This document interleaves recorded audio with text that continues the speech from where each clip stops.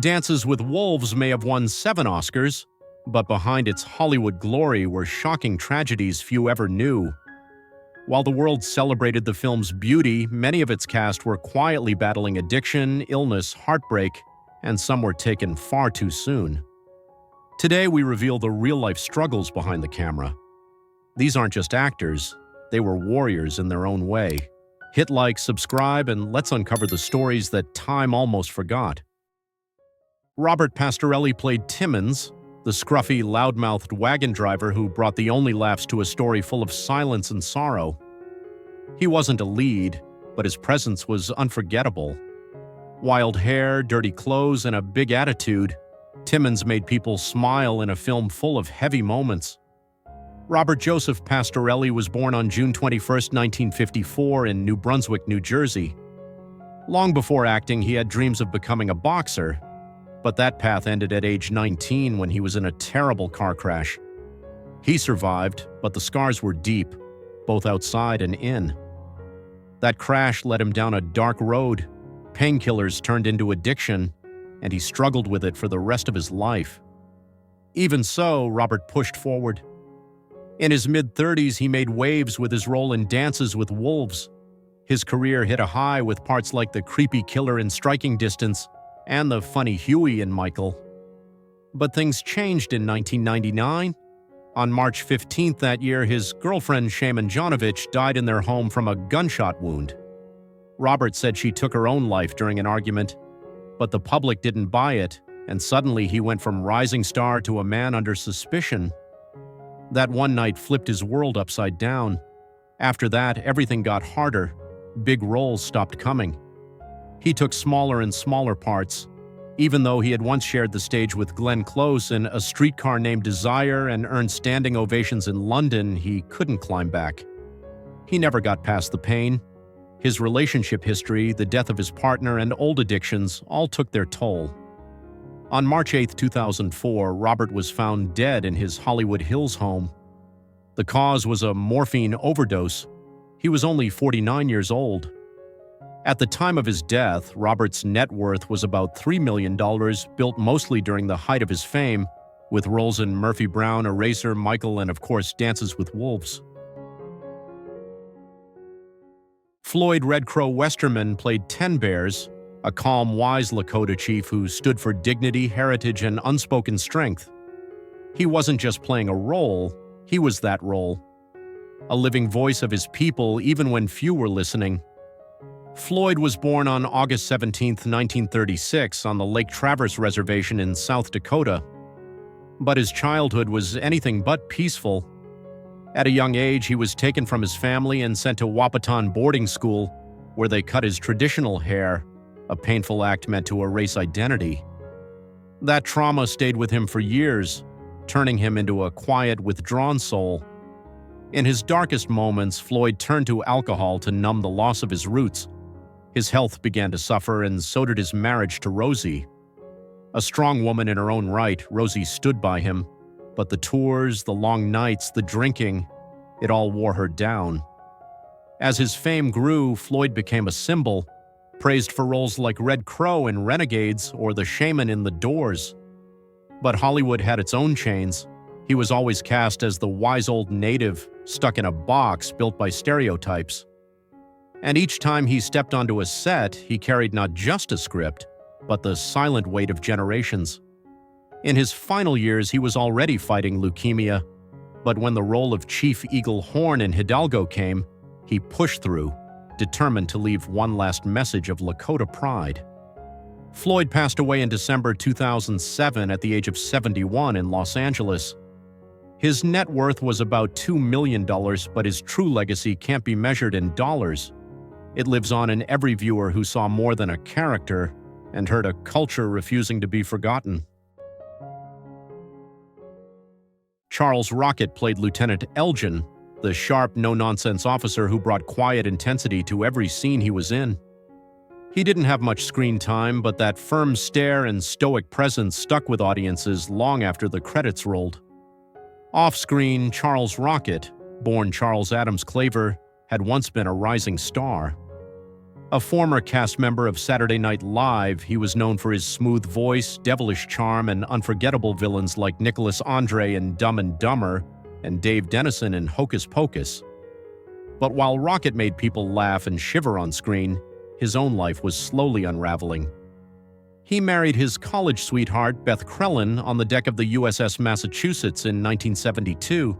They had a son, Zane. But as his fame rose, so did the pressure, and the cracks in his personal life deepened. The roles started shrinking, bit parts replaced leading roles, fame faded. And through it all, Rocket struggled with depression, a quiet battle that few ever saw. On October 7, 2005, Rocket was found in a field on his Connecticut property. Authorities confirmed he had taken his own life. He was only 56. At the time of his death, Charles Rocket had a net worth of about $1.5 million, earned mostly during his peak years with SNL, Dumb and Dumber, Hocus Pocus, and Dances with Wolves. He was laid to rest without fanfare, a quiet farewell to a man who once lit up screens, but whose smile was hiding far more than anyone knew. Mory Chaken played Major Fambro, the unstable, twitchy officer whose nervous breakdown added one of the most chilling moments to the film. He was only on screen for a few minutes, but the performance left a deep impression, that wide-eyed stare, the trembling hands. You could feel a man on the edge of collapse, and in many ways it wasn't far from real life. Born in Brooklyn on July 27, 1949, Mory's personal life was a mix of wins and wounds. He was first married to producer Elena Frank, but that relationship ended in heartbreak and left emotional scars that would linger. He later married actress Susanna Hoffman, and they had a daughter together, a rare light in a life often marked by struggle. Behind the curtain, Chaken was battling his body. He lived with obesity for most of his life, a condition that brought on heart disease and other complications. Even during his most successful years, with standout roles in War Games, My Cousin Vinny, and his beloved portrayal of Nero Wolfe on TV, he carried the weight of both illness and isolation.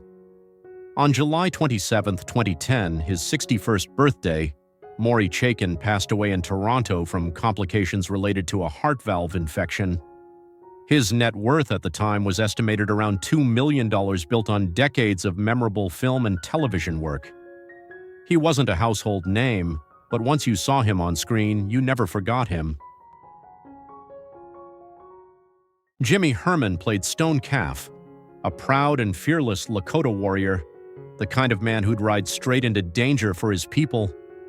He was 50 when he took on the role, bringing quiet dignity and strength to a character that stood for pride, tradition, and unshakable loyalty.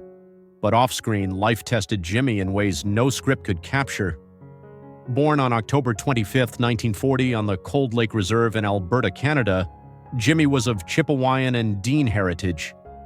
He grew up in the deep isolation of the Canadian wilderness, where poverty and emotional hardship shaped his early years. That sense of loneliness never fully left him. As a young adult, Jimmy fell into alcohol addiction, a battle that stole opportunities and cost him his first marriage. Even after he found love again and remarried, the emotional weight of the past and the demands of his career made it hard to keep things steady. In 1992, while working on Unforgiven, Jimmy was still fighting his addiction and trying to rebuild a family life. He poured himself into his craft, eventually landing a role that would define him for 6 years, Joe Gamba in the TV series North of 60. But even success came at a cost. Long hours, public attention, and a pressure that deepened the cracks in his private life. Still, Jimmy never gave up on his roots. He remained active in projects like Crazy Horse and gave back to his community through speeches and youth programs. To many, he was more than an actor. He was a voice of resilience for Indigenous youth. On September 13, 2013, Jimmy Herman passed away from natural causes at the age of 72. His net worth was estimated at around $1 million, earned through years of hard work in film, television, and advocacy. He left behind no red carpet legacy, but he left something greater, hope for the next generation. Wayne Grace played the stern military major, a man of discipline and grit, but if you looked closer, you saw someone carrying quiet sorrow.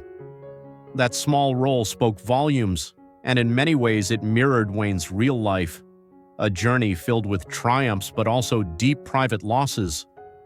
Born on May 7, 1940 in Pomona, California, Wayne's career started to bloom in the early 70s with roles in McCabe and Mrs. Miller, and later in the 1990s on Star Trek: The Next Generation.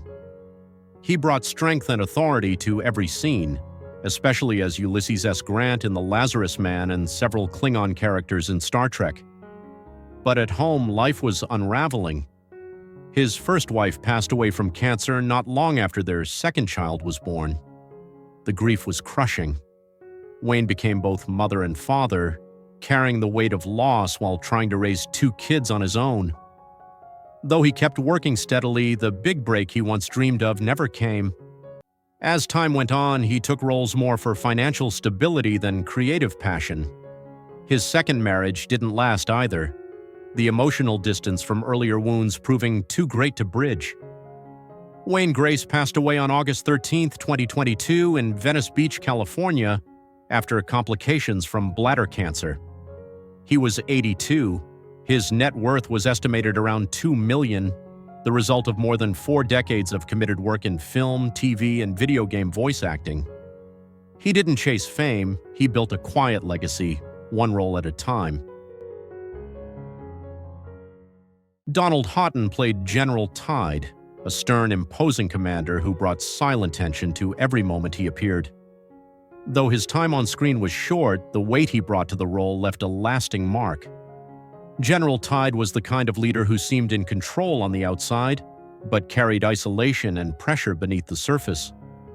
Off-screen, Donald's life echoed that same quiet burden. Born on March 29, 1933, Donald carved out a steady career in Hollywood. He earned respect with roles in acclaimed films like The China Syndrome, 1979, and The Bodyguard, 1992. He wasn't flashy, but he was dependable, the kind of actor directors trusted when they needed gravity and authenticity, but dedication came at a price. Donald poured himself into acting so completely that it slowly pushed away those closest to him. His marriage unraveled under the weight of long hours and emotional distance. His children admired him, but often from afar. At home, he was more of a shadow than a presence.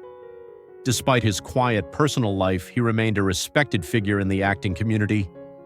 Colleagues remembered him for his depth, discipline, and unwavering commitment. But privately, Donald wrestled with loneliness.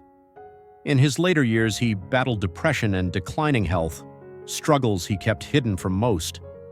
On April 14, 1999, Donald Hotton passed away at the age of 66 from natural causes. His net worth was estimated at about $1 million, earned through decades of dedicated work in film, television, and theater. He never chased the spotlight, but every time he stepped into a role, he made it real. Doris Leadercharge played Pretty Shield, the wise spiritual matriarch of the Lakota Sioux, whose calm presence gave the film its quiet soul. At 60, her performance was more than acting. It felt real, because in many ways she was that strength and wisdom in real life too. Born on May 4, 1930 on the Rosebud Reservation in South Dakota, Doris knew hardship from the very start. Raised by her grandmother, she grew up in poverty and learned to survive early. At 17, she married Wallace Millard, and together they had 4 children. But tragedy struck in 1956. Wallace died in a car crash, leaving Doris pregnant and alone to raise their family. She became a fighter, not with fists, but with quiet strength. She took every job she could find: waitress, kitchen help, nurse, anything to keep food on the table. Through endless nights and quiet tears, she kept going for her children. Later, Doris married Fred Leadercharge, an Air Force veteran. But peace was hard to hold on to. The loss of her first love and cracks in her second marriage left her often carrying her burdens alone. What brought her healing was teaching. She became a voice for her people, literally. As a Lakota language expert, she coached the cast of Dances with Wolves and Son of the Morning Star 1991, ensuring the language was respected, spoken right, and felt with heart. Her performance as Pretty Shield wasn't just powerful, it was personal, a reflection of her own life as a guide, a healer, and a woman who endured. Doris Leadercharge passed away on February 20, 2001 at the age of 70. She was laid to rest in Black Hills National Cemetery. Her net worth was estimated at $500,000, earned not just from film work but from decades of service to education and cultural preservation. She didn't just preserve a language, she preserved a spirit, and through her voice, a culture still speaks. Kevin Costner played Lieutenant John Dunbar, the wounded Union soldier who found purpose, love, and a new identity among the Lakota. That quiet strength, that journey of redemption, it became the soul of the film. But off-screen, Costner's life has been just as epic and just as stormy. Born on January 18, 1955 in Linwood, California, Kevin wasn't handed fame. He earned it, and when Dances with Wolves came out, he didn't just star in it, he directed it, believed in it, and risked everything to get it made. That gamble paid off with 2 Oscars and a new definition of what a Western could be. In the early 90s, he was everywhere: Robin Hood, Prince of Thieves, The Bodyguard. His name was box office gold. But while the world saw a Hollywood hero, his private world was falling apart. In 1994, after 16 years of marriage, Costner and his first wife, Cindy Silva, divorced, a split surrounded by tabloid whispers from the Waterworld set. The emotional toll was huge, so was the settlement, over $80 million. So after that, love became more complicated.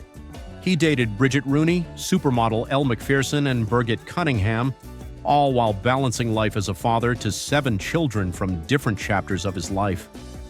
Still, Kevin never let go of his passion for storytelling.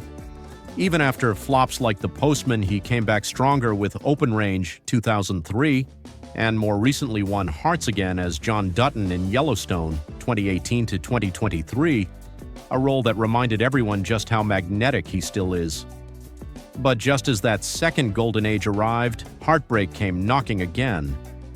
In 2023, his nearly 20-year marriage to Christine Baumgartner ended in a messy public divorce filled with legal fights and family strain. Now in 2025, Kevin Costner is 70, a living icon, a man whose career helped reshape American cinema. But behind the camera and beyond the fame is still a man quietly searching for peace. Graham Greene played Kicking Bird, the wise Lakota medicine man who saw past fear and helped bridge 2 distant worlds. His calm spirit brought balance to a film full of chaos and war. But behind that quiet wisdom was a life marked by personal storms. Greene was born on June 22, 1952 in Oswego, Ontario. In his 20s, long before the world knew his name, he was already fighting inner battles. Struggles with heavy drinking nearly derailed his career before it even began. His first marriage crumbled under the weight of it, leaving him isolated, a man with talent but no direction. That changed when he landed powerful roles in Thunderheart, 1992, and Maverick, 1994. But just as success returned, life dealt him a cruel blow: the tragic loss of his eldest son in a car accident. That grief changed him forever. He gave up alcohol and used acting as a way to heal, not just himself, but others. He poured his soul into every role, from The Green Mile, 1999, to Wind River, 2017, bringing with him a message of humanity, pain, and quiet strength. Greene once said that acting became his way of making peace with the past. Now in 2025, Graham Greene is 73. He lives a quiet life outside Toronto with his wife Hilary Blackmore. Though far from the spotlight, he's still writing, still performing, still guiding young Native voices who look up to him. He may have played the wise elder on screen, but in real life, Graham Greene truly became one. Rodney Grant played Wind in His Hair, the fierce Lakota warrior whose voice thundered with pride and fire. He was unforgettable, standing tall as a symbol of Native strength and defiance. But off-screen, Rodney's life was shaped by silence, abandonment, and the long road to healing. Born on March 9, 1959 in Macy, Nebraska, Rodney was abandoned by his parents when he was just 6 months old. Raised by his grandparents on the Omaha reservation, he grew up surrounded by hardship and the aching loneliness of being unwanted. Acting gave him a new identity, a way to speak the pain he never voiced. His breakout role came with Geronimo, an American legend in 1993, followed by Wild Wild West in 1999. But just as his career rose, his past came back to haunt him. Addiction took root, and his marriage eventually ended, another casualty of scars that never fully healed. Instead of staying lost, Rodney redirected his energy. He devoted himself to community service, working with the Native American Advisory Council and inspiring Native youth to be proud of their roots. His later years became less about the spotlight and more about passing the torch. Now, in 2025, Rodney lives a quiet life in Southern California. At 66, he continues to honor the spirit he once portrayed, not just on screen, but in life. He played a warrior in the film. Off-screen, Rodney Grant became one in his own right, fighting for his people and for peace within himself. Tanu Cardinal played Black Shawl, the strong, nurturing Lakota woman whose quiet presence carried centuries of spirit and survival. In just a few scenes, she reminded the world that Native women are not background characters, they are the soul of the story. Born on July 20, 1950 in the small village of Anzac, Alberta, Tanu's early life was marked by absence. Raised in foster care, far from her birth parents, it was her grandmother who anchored her. A proud Cree and Métis elder, she passed down not only traditions, but strength. Walking behind her grandmother, picking berries and listening to the wind, young Tanu learned how to observe people, how to listen deeply, the earliest sparks of an actor's gift. Her path wasn't easy. The world didn't welcome Indigenous women with open arms. But Tanu broke through anyway, in Legends of the Fall, 1994, Smoke Signals, 1998, and Longmire, 2012-2017. She brought dignity to every role, but behind the screen was a life filled with quiet struggles. She went through 3 major relationships. Her first marriage to Fred Martin lasted a decade and left her raising their son Cheyenne alone. Later, her partnership with Beaver Richards gave her a second son, Clifford, but ended in heartbreak. Her second marriage to actor John Lawler brought a daughter, Riel, but couldn't survive the storms of time. Through it all, she kept working, not just on screen, but for her people. She fought for Indigenous rights, carried culture into every role, and gave voice to stories that had long been silenced.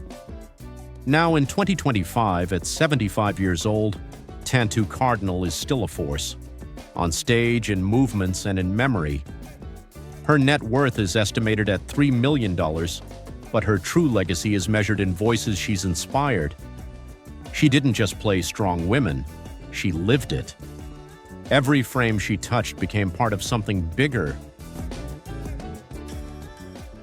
The stars of Dances with Wolves gave us more than unforgettable performances.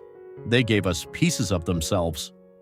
Their legacies still shine, but the real stories behind the camera still break our hearts. Which character left the deepest mark on you? Share your thoughts in the comments and hit like to honor the legends who brought this masterpiece to life.